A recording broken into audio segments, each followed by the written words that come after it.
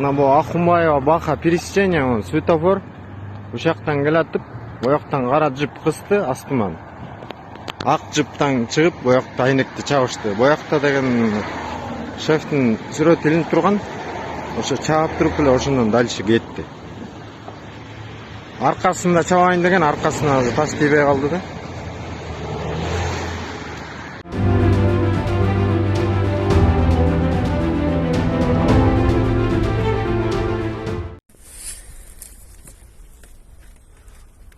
Бүгін 4 декабрь, жоқ 4 январь. Біз ол Акумбаевамен бері түз өтіп келатқан бақадан өткеннен кейін эле өзіңіздер көріп тұрғандай эле бір қара Land Cruiser 570.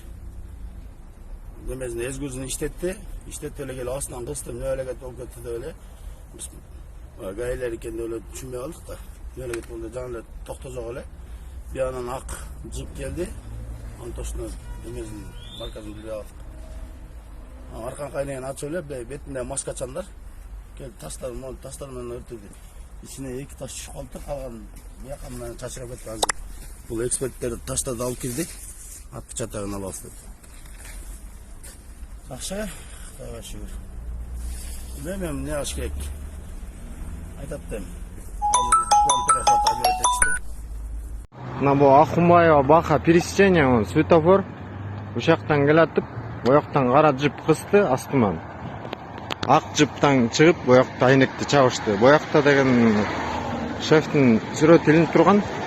Ошо чаап туруп эле ошондон дальше кетти. Аркасында чабайын деген аркасына таш тийбей калды да.